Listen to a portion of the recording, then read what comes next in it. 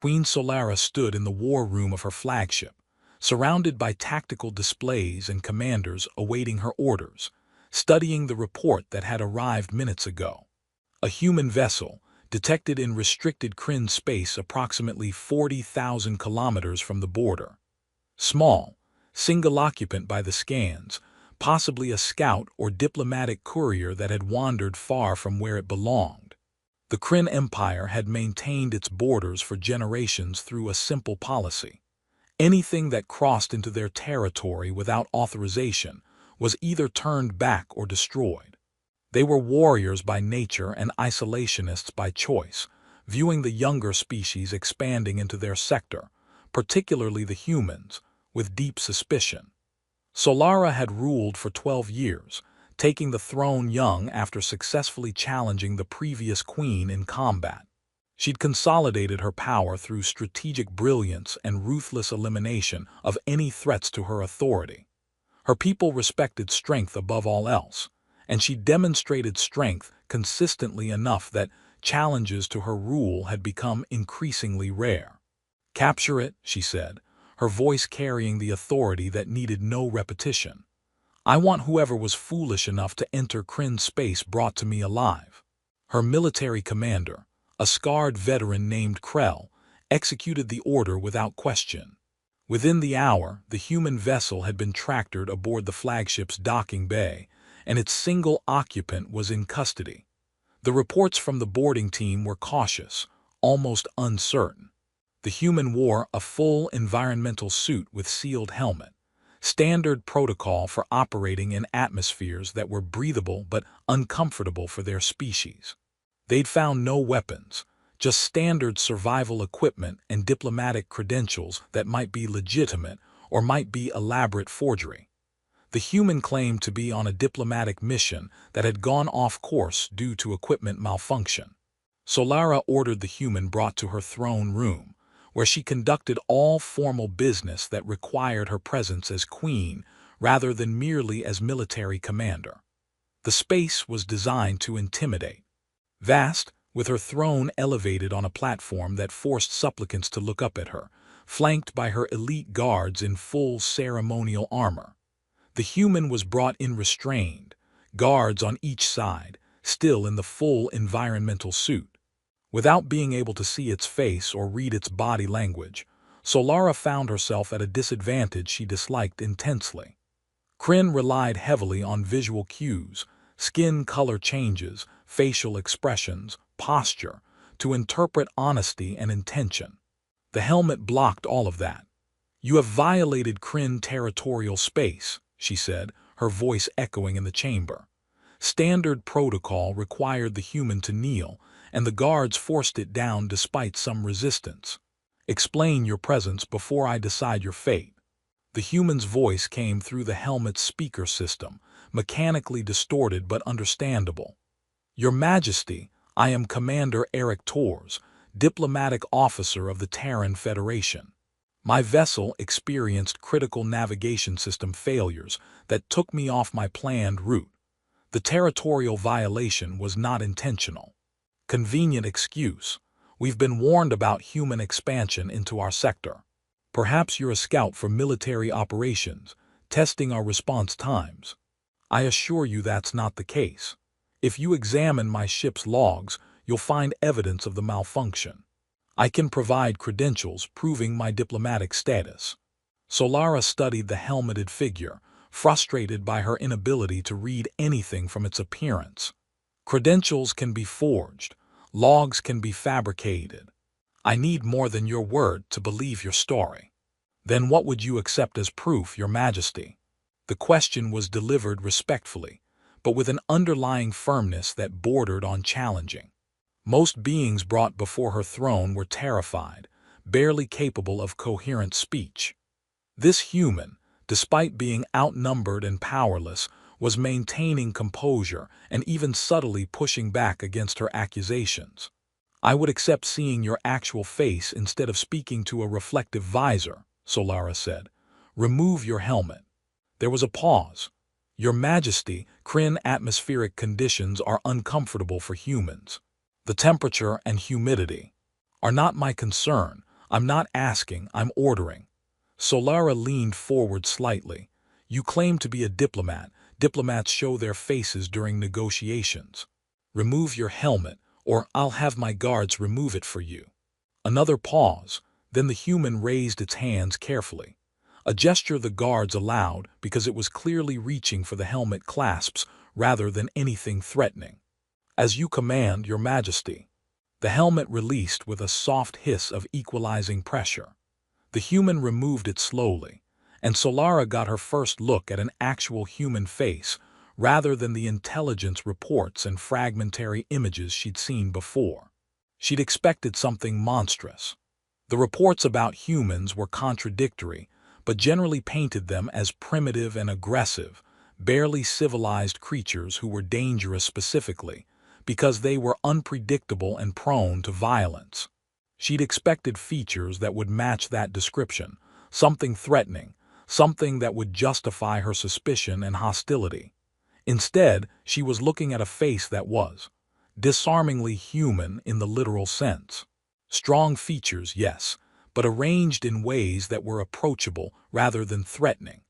Warm brown eyes that met hers with a directness that was neither challenging nor servile. Skin tone that was darker than most Kryn, though skin color meant little across species. An expression that managed to convey respect while maintaining dignity despite his captive status. There was nothing monstrous about him. Nothing that validated the hostile intelligence reports. He looked fundamentally safe in ways that caught her completely off guard. Solara realized she'd gone silent, staring at him for several seconds longer than appropriate. Her skin was shifting colors, blues and purples that her guards would recognize as confusion and something else. Interest, maybe. Curiosity, certainly. Not what you expected, Your Majesty. The human, Eric said it with a slight smile that wasn't mocking, just acknowledgement of the awkward moment. His voice without the helmet's distortion was warmer, more personal. Solara recovered her composure with effort, willing her skin back to the authoritative red-blacks that signified command presence. Guards, dismissed. I'll continue this interrogation alone. Your Majesty, security protocols, one of the guards began, were not a request for discussion. Solara's voice carried absolute authority. Leave us. Station yourselves outside. If I require assistance, I'll summon you. The guards departed with visible reluctance, clearly uncomfortable leaving their queen alone with a prisoner, but no one questioned her direct orders. When the throne room doors sealed, leaving just Solara and Eric in the vast space, the dynamic shifted subtly. She descended from her throne, approaching him directly, something she rarely did with prisoners, preferring to maintain the physical elevation that reinforced authority. But she wanted to see him more clearly, to understand this disconnect between what she'd expected and what she was actually seeing. Stand, she ordered, and Eric got to his feet, moving carefully to avoid seeming threatening despite his hands still being restrained. At full height, he was shorter than most Kryn, but not dramatically so. His posture was confident despite the circumstances, and his eyes tracked her movements with intelligence that suggested military training, even though he claimed to be diplomatic corps. You're remarkably calm for someone in your position, Solara observed. Most prisoners brought before me are either begging or threatening. You're doing neither. Would either approach work better? Eric asked, and there was something like humor in his tone. I'm genuinely curious about optimal strategy here. Despite herself, Solara felt her skin shift toward colors that indicated amusement. Honest answer, no. Begging is pathetic, threats are empty when you have no power. This composed directness is unexpected. I could try groveling if you think it would help my case. Don't, it wouldn't suit you. Solara moved to circle him slowly, assessing. The intelligence reports we have about humans painted your species as aggressive, primitive, prone to violence. You don't match that description. Intelligence reports are often based on limited contact with military forces in combat scenarios, Eric said carefully. Meeting a diplomatic officer in controlled circumstances might provide a different impression. or you're exceptionally skilled at deception. But Solara's tone lacked the hostility it had carried earlier. Tell me about Earth. About human culture. I want to understand what I'm actually dealing with rather than relying on second-hand reports that are clearly incomplete. Is this still an interrogation, or has it become something else?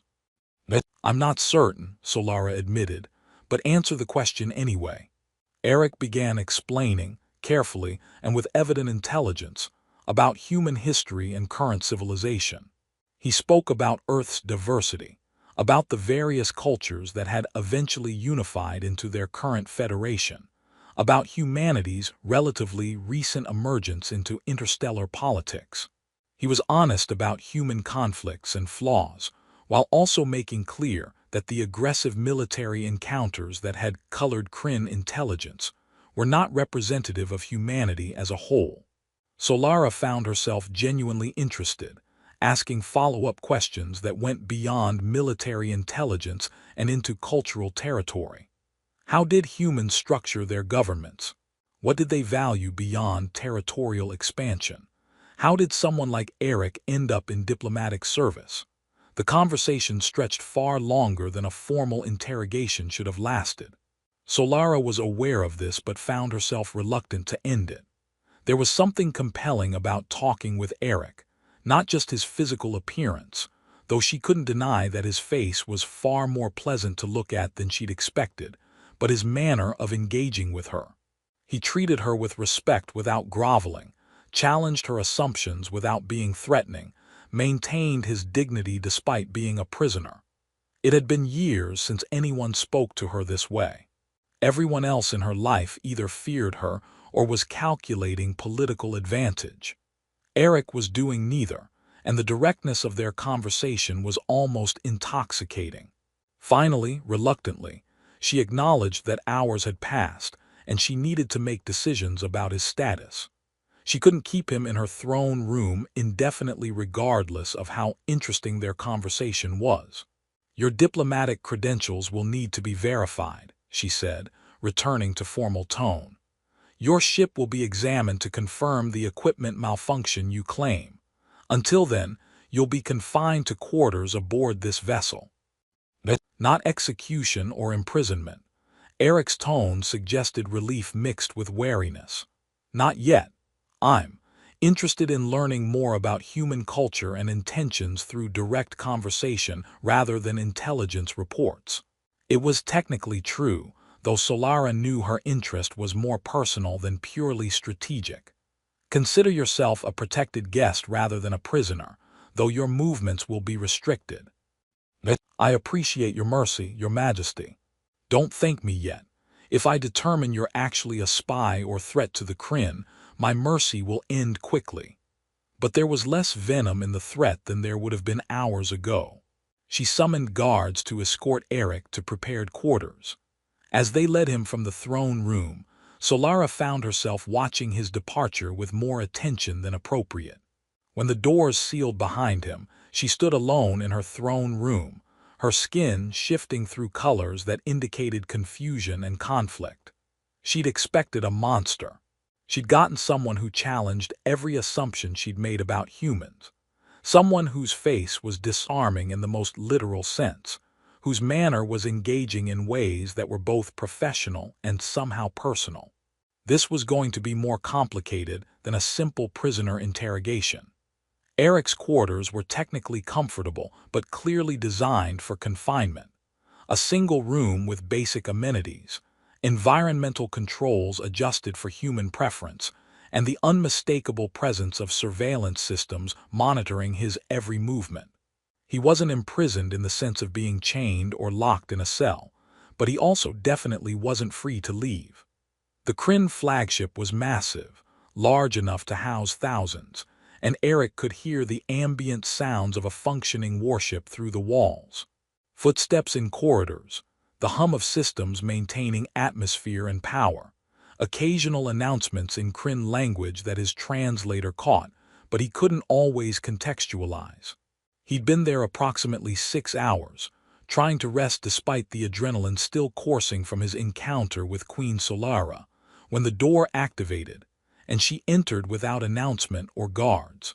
Eric stood immediately, partly respect, partly survival instinct when an alien queen who'd held him captive earlier suddenly appeared in his confined space. "Your Majesty." "Sit," Solara commanded, but her tone lacked the harsh edge from their throne room encounter. "I'm not here officially. This conversation won't be recorded by ship systems." Eric sat slowly, watching as Solara moved to stand near the environmental controls, studying them with what seemed like genuine curiosity about human requirements. Her skin was shifting through colors he'd learned during their earlier conversation, indicated thoughtfulness, soft greens and blues rather than the aggressive reds of her throne room presence. "I've been reviewing intelligence reports about humans for hours," she said without looking at him, "trying to reconcile what they say with what I experienced talking with you. The disconnect is significant. Intelligence gathered during military encounters tends to paint an incomplete picture," Eric offered carefully. "Or your diplomatic training is exceptional enough to mask your species' true nature." But she turned to face him, and her expression wasn't hostile. "I'm trying to determine which explanation is accurate. What would convince you? More conversation, probably. More direct experience with humans instead of filtered reports." Solara moved to sit, not in the room's single chair, which would maintain appropriate formal distance, but on the sleeping platform near where Eric sat, close enough that the gesture felt significant. "Tell me about yourself, not as a species representative but as an individual. Why are you a diplomatic officer?" It was an unexpectedly personal question that Eric answered with careful honesty. He explained his background growing up on a frontier colony, his education in conflict resolution and cross-cultural communication, his belief that most interstellar conflicts came from misunderstanding rather than genuine incompatibility, that he'd seen too many unnecessary wars start because neither side understood what the other actually wanted. Solara listened with attention that seemed genuine rather than purely tactical. She asked follow-up questions that went beyond extracting intelligence and into actually understanding him as a person.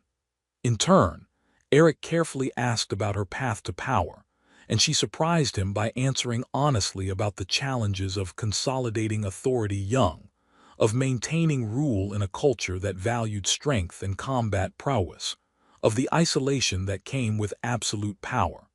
"Everyone who speaks to me is either afraid or calculating advantage," she admitted. "You do neither. It's unusual." "I'm definitely afraid," Eric said with a slight smile, "just hiding it well." "You're doing an excellent job, then." Solara's skin shifted to warmer colors. "When I ordered your helmet removed, I expected to see something that would justify my hostility. Something that matched the intelligence reports about human aggression and primitive nature. And instead I saw someone whose face is disarmingly, non-threatening, someone who looks fundamentally safe rather than dangerous." Her eyes met his directly. "It challenged every assumption I'd made before meeting you." "Is that a good thing or a bad thing?" "I'm still determining that," but her tone suggested it was leaning toward good. "I've been ruling for 12 years. I've faced assassination attempts, political challenges, military conflicts. I've learned to trust no one and to see potential threats everywhere. And then you appeared, and your face makes me want to trust you despite every tactical reason I shouldn't." Eric recognized this was a significant admission from someone in her position.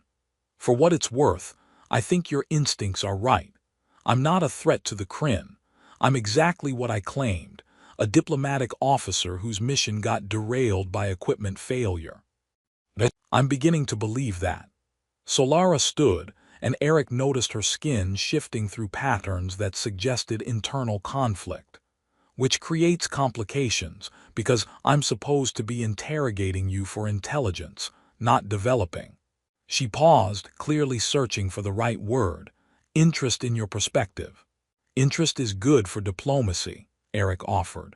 "Understanding each other's perspectives is how conflicts get resolved." This doesn't feel purely diplomatic.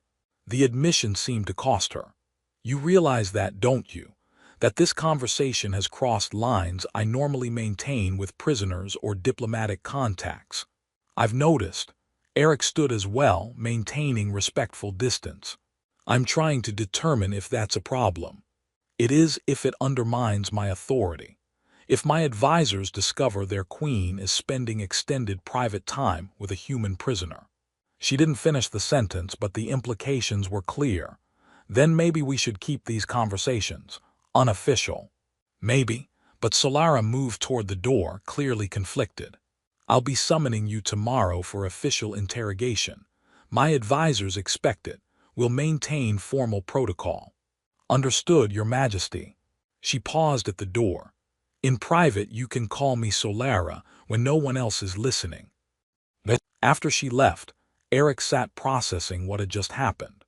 The queen of the Kryn Empire had essentially admitted she was attracted to him, or at least interested in ways that went beyond strategic intelligence, and had just given him permission to use her personal name in private.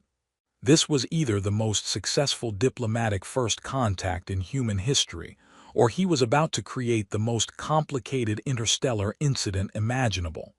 Possibly both. Over the following days, a pattern developed.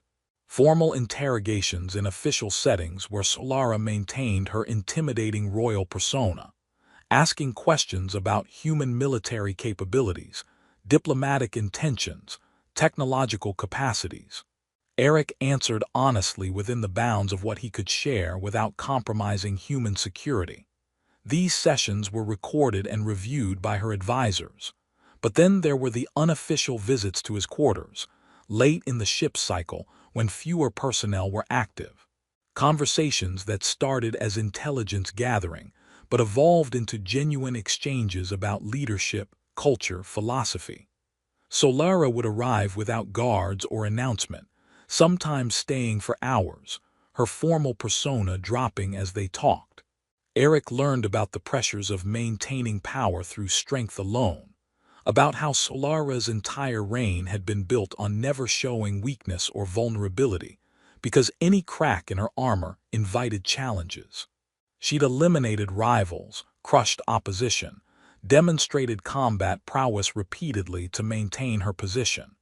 It had been effective but exhausting, and she admitted it was lonely ruling through fear when what she sometimes craved was simply being trusted. Solara learned about Eric's diplomatic philosophy, about human approaches to conflict resolution that emphasized negotiation over combat, about his personal history that had shaped his beliefs. She was fascinated by ideas that contradicted Kryn cultural assumptions, intrigued by perspectives that challenged her worldview. They were building something neither had intended, not just understanding between species, but genuine personal connection that was complicated by their positions and the political realities surrounding them.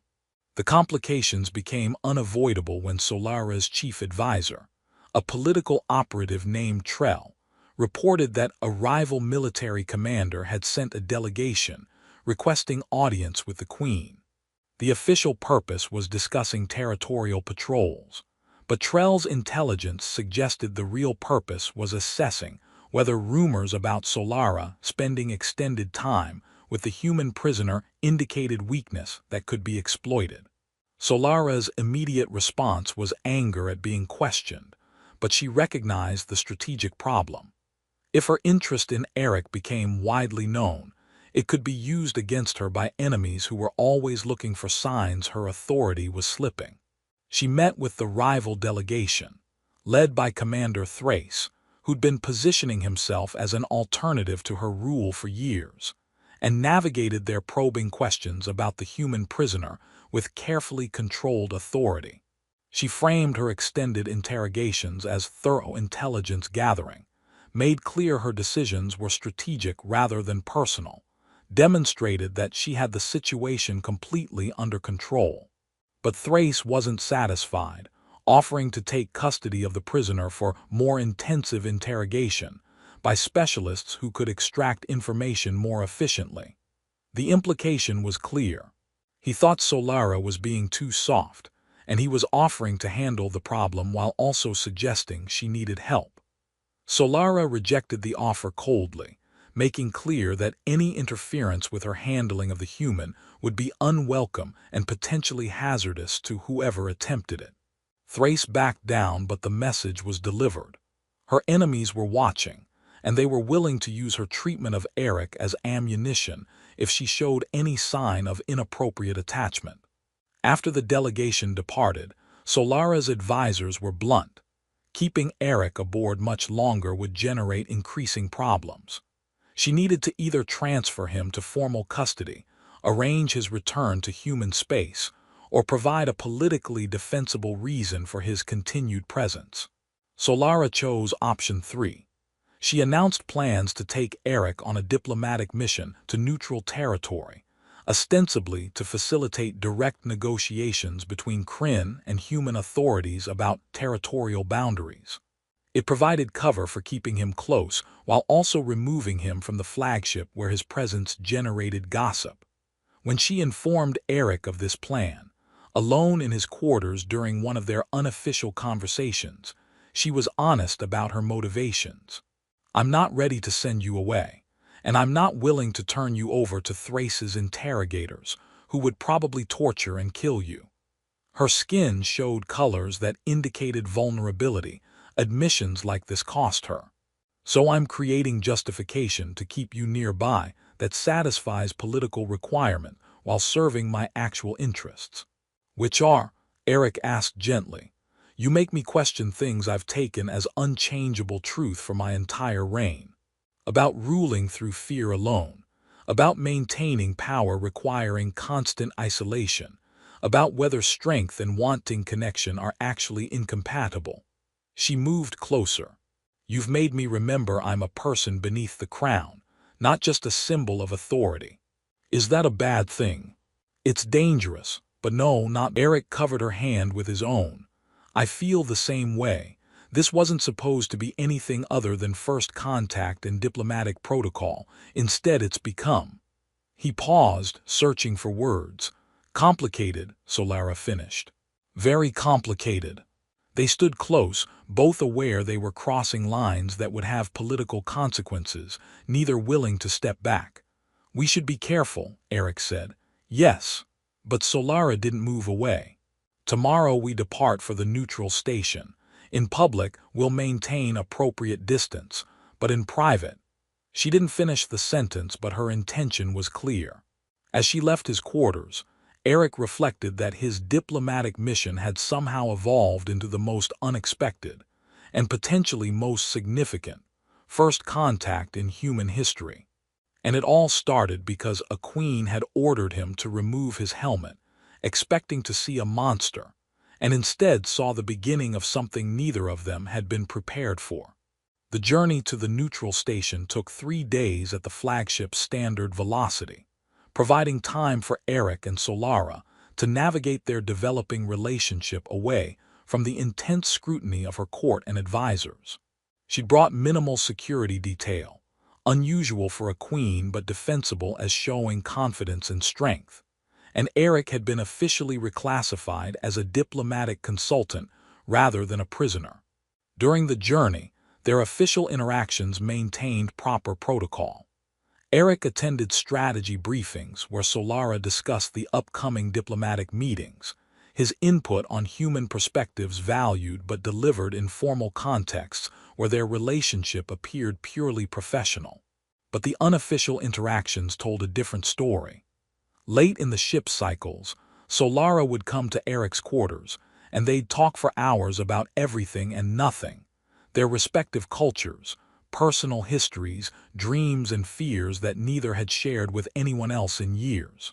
The conversations grew increasingly intimate, both of them acknowledging feelings they'd been carefully not naming. On the second night, Solara asked him directly what had changed for him between being her prisoner and whatever they were becoming.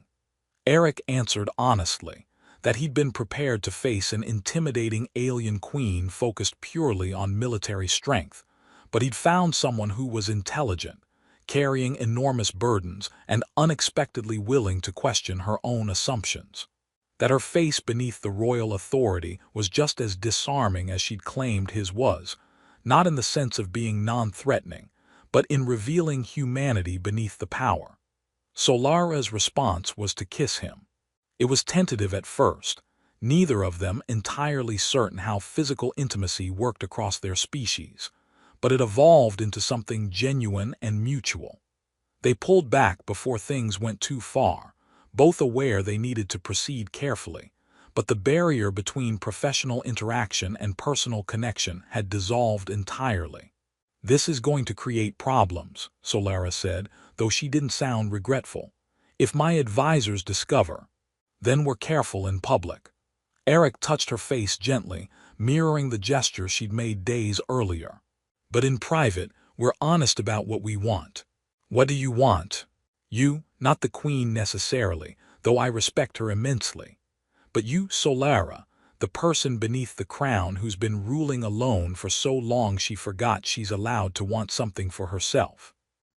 Her skin shifted through colors that he'd learned indicated deep emotion. "No one has ever said that to me." "Then everyone else is an idiot." They spent the remainder of the journey navigating this new territory, building a relationship that existed in the spaces between official duties, learning each other in ways that went beyond diplomatic protocol and cultural exchange. When they reached the neutral station, the return to formal roles was jarring but necessary. The station was massive, serving as a crossroads for dozens of species, with dedicated diplomatic sections for each major power. Solara's arrival as Kryn Queen generated significant attention. She rarely participated in direct diplomatic exchanges, preferring to work through ambassadors. Her presence signaled these negotiations were important. Eric was present as her cultural advisor, a role that raised some eyebrows but was technically appropriate given the nature of the meetings. The human diplomatic contingent assigned to the station was surprised to see him. Commander Tors had been reported missing weeks ago, and his sudden reappearance with a Kryn delegation generated immediate questions. The formal diplomatic exchanges were productive, establishing communication protocols and preliminary agreements about territorial boundaries. But more significantly, Eric's presence allowed human authorities to verify his credentials and the legitimacy of his mission. His diplomatic status was confirmed. The equipment malfunction that led him into Kryn space was verified through recovered ship logs, and formal apologies were exchanged for the territorial violation. Politically, this meant Solara had no justification for continuing to hold Eric. The human diplomatic authorities requested his return, offering assurances that such violations wouldn't recur and proposing formal communication channels to prevent future incidents. During a private meeting with the human diplomatic chief, Eric was given a direct choice: return to human space where he'd be safe and comfortable, or stay with the Kryn delegation in what would technically be a cultural exchange position, but would really mean remaining close to Solara. The diplomatic chief was blunt. "This is about more than just diplomatic protocol, isn't it? You've developed a relationship with their queen."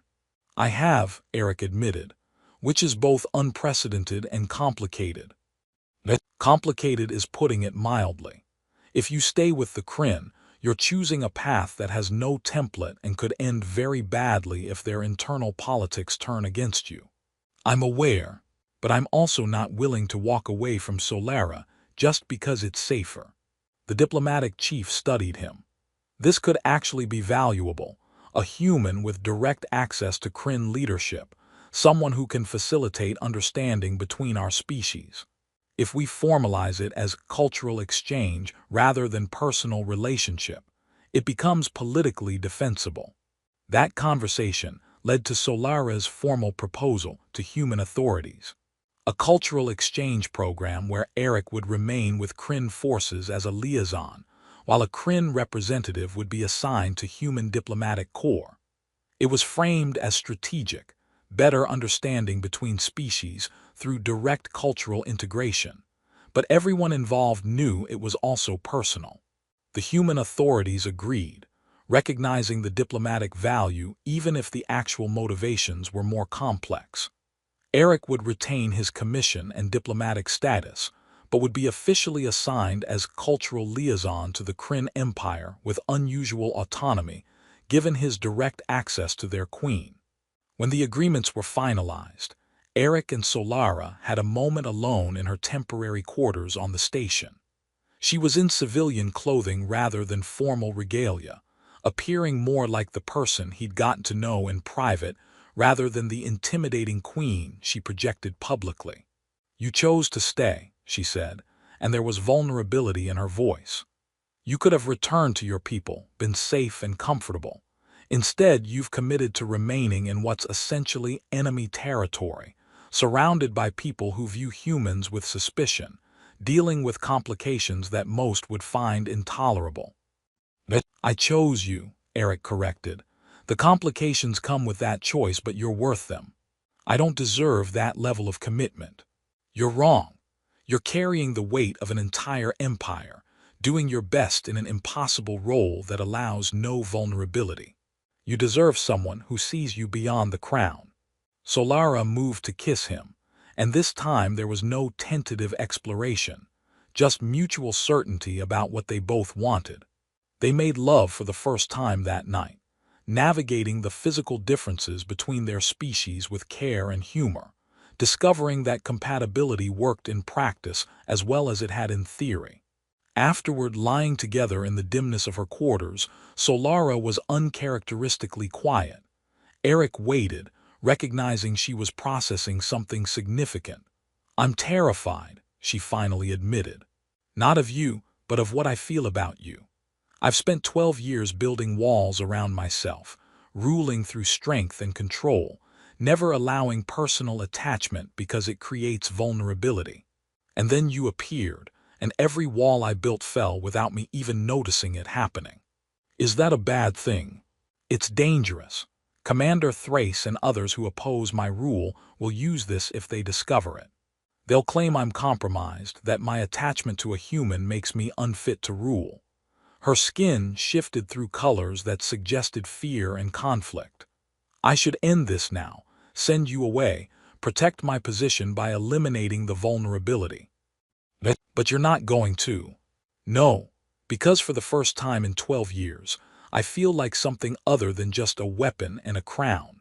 Because you make me remember I'm a person who's allowed to want things beyond maintaining power." She turned to face him directly.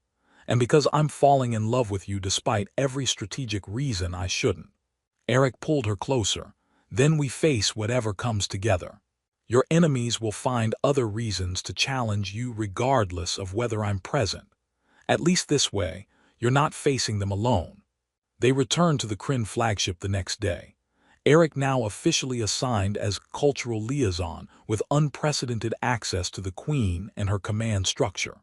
The crew's reaction was mixed. Some grudgingly accepted his presence as valuable for understanding human intentions. Others remained suspicious or openly hostile to a human living among them. Commander Thrace, hearing news of the cultural exchange agreement, was less subtle in his opposition.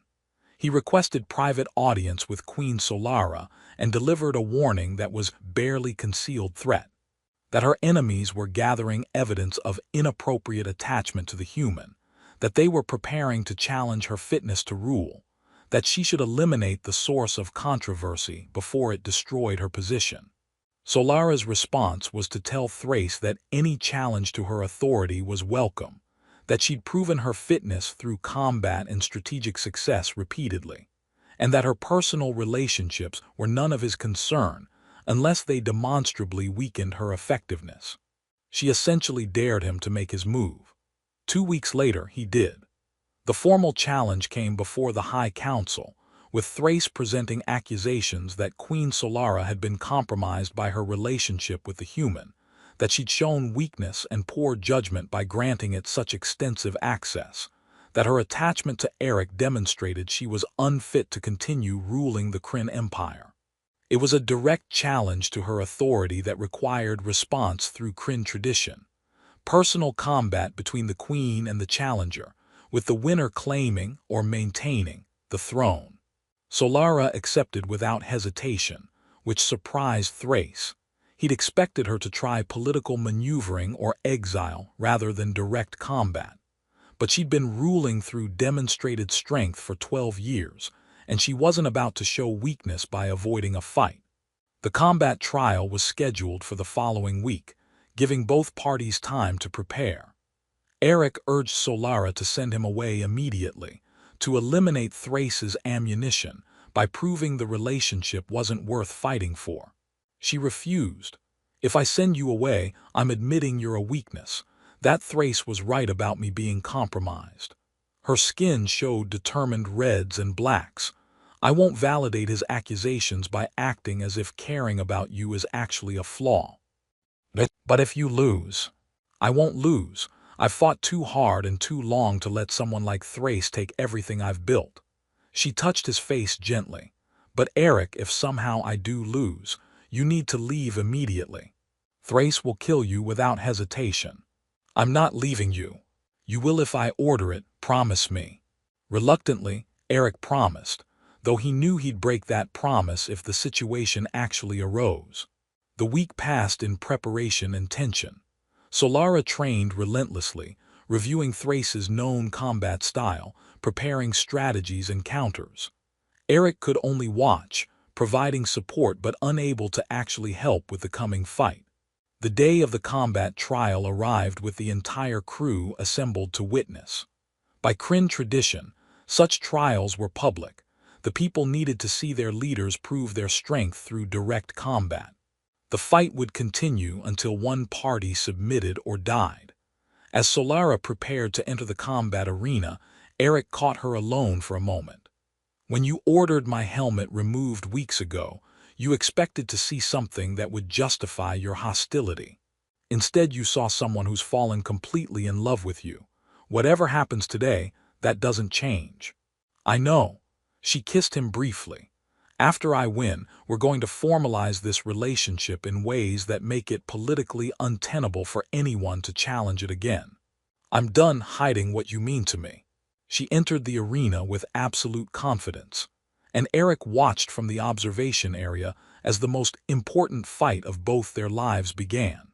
The combat arena was ancient by Kryn standards, built into the flagship specifically for settling disputes through personal combat, a practice that went back generations in their warrior culture. The space was large enough for extended fighting, but contained enough that there was nowhere to run or hide. Just two combatants, weapons, and witnesses to determine who was worthy of power. Queen Solara entered wearing combat armor that was functional rather than ceremonial, carrying dual blades that were her preferred weapons. Commander Thrace wore similar gear, larger and physically stronger than Solara but not as quick, not as strategically brilliant. He challenged her, believing that her attachment to Eric had made her soft, that she wouldn't fight with the ruthlessness that had won her the throne 12 years ago. He was spectacularly wrong. The fight began with traditional formalities, both combatants acknowledging the terms, the council verifying that the challenge was properly filed and accepted. Then the actual combat started, and Eric watched with his heart in his throat as Solara demonstrated exactly why she'd held power for so long. She fought with brutal efficiency, using Thrace's size and strength against him, exploiting openings with precision strikes that accumulated damage. He was good. You didn't rise to commander without significant combat skill, but she was better. She'd been fighting for her position since she was young, had eliminated countless challenges through a combination of tactical intelligence and absolute willingness to do whatever was necessary to win. 20 minutes into the fight, Thrace was clearly losing. He was injured, bleeding from multiple wounds, unable to match Solara's speed or strategic thinking. In desperation, he shifted tactics, abandoning formal combat technique for pure aggression, trying to use his size advantage to overpower her. It almost worked. He got inside her defense and landed a devastating blow that sent her down hard. For a moment, Eric thought the fight was over, thought he just watched Solara lose everything, including potentially her life. Thrace stood over her, demanding submission. "Yield, Solara, you've lost. Acknowledge your weakness and step down." Eric expected her to submit. She was clearly injured, possibly unable to continue fighting. But Solara did something unexpected. She pushed herself up, blood streaming from a head wound, and addressed not Thrace but the assembled council and crew watching the fight. "You think I'm weak because I've developed attachment to a human. You believe caring about someone is a flaw." Her voice carried despite her injuries. "You're wrong. Ruling through fear alone requires constant escalation, constant demonstration of strength through violence. It works until you face someone stronger or make a mistake. But ruling for something, for people you care about, for vision of a better empire, for future worth building, that provides strength that fear can never match." She launched herself at Thrace with renewed ferocity, fighting not just to maintain power but to prove a point. The battle turned brutal as she demonstrated that her feelings for Eric hadn't made her weak. They'd given her additional reason to fight, additional motivation, to prove that strength and attachment weren't mutually exclusive. 15 minutes later, Thrace was on the ground, defeated. Solara stood over him with blade at his throat, demanding his submission. He yielded, acknowledging her victory, and she'd won her right to rule through combat yet again. But the fight had changed something. By publicly acknowledging her attachment to Eric in the middle of the trial, by arguing that it made her stronger rather than weaker, she'd forced the issue into the open where it couldn't be used as hidden ammunition anymore.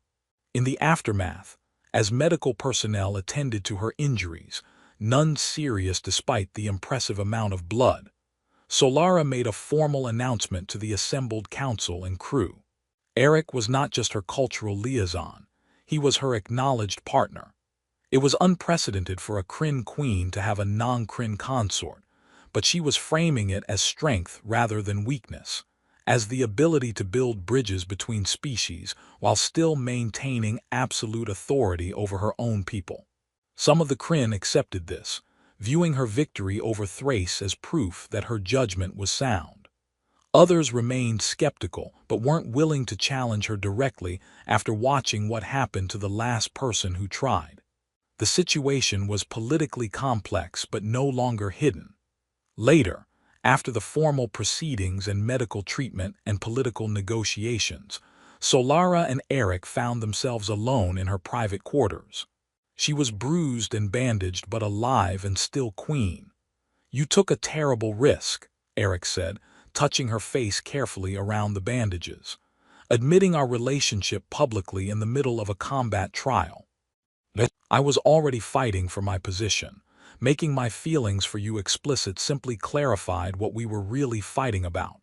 She leaned into his touch. "And I meant what I said, you don't make me weak. You make me stronger by giving me something worth fighting for beyond just maintaining power." "I love you," Eric said simply. "I know this is complicated and unprecedented and probably creating ongoing problems." "All true." Solara kissed him carefully, mindful of her injuries. "But I love you too, and I'm done pretending that's something to hide or be ashamed of." Over the following weeks, they established new patterns for their relationship that acknowledged its public nature while still maintaining appropriate boundaries. Solara was still queen, still required to maintain authority and make strategic decisions that prioritized her empire's interests. Eric was still human, still culturally alien to the Kryn despite his diplomatic skills and growing understanding of their society. But they were also partners, building something together that neither of them fully understood, but both were committed to exploring. The political complications didn't disappear. There were still Kryn who opposed having a human so close to their queen, still challenges to navigate regarding cross-species relationships in positions of power. They faced those challenges together, proving repeatedly that attachment and strength weren't mutually exclusive, that sometimes the most strategic decision was to acknowledge you need connection as much as control. The story concluded months later, with Eric and Solara standing on the observation deck of the flagship, watching stars stream past during FTL travel. She was in civilian clothing rather than formal regalia, appearing more like the person she was in private than the intimidating queen she projected publicly. "When I ordered your helmet removed," she said quietly, "I expected to see a monster that would validate my hostility toward humans. Instead, I saw someone who challenged every assumption I'd made about your species. And now I see someone who makes me better than I was, who reminds me that ruling doesn't require sacrificing every personal desire. That strength includes the courage to admit you need something beyond just maintaining power." Her skin shifted to warm colors that indicated contentment. "Who makes me happy in ways I'd forgotten were possible." Eric put his arm around her, a casual gesture that would have been unthinkable months ago when she maintained absolute formal distance from everyone. "I fell in love with you the first week, when we had those long conversations in your throne room, and I realized the intimidating queen was also a person carrying enormous burdens mostly alone. You fell in love with me while I was holding you prisoner. I have questionable judgment sometimes," but he smiled, though it worked out better than expected. "That's one way to describe it." Solara leaned against him. "My advisors still think this relationship is strategically foolish. Your diplomatic corps still questions whether you're safe in what's technically enemy territory. Both our peoples are uncertain about this unprecedented cross-species partnership. And I don't care.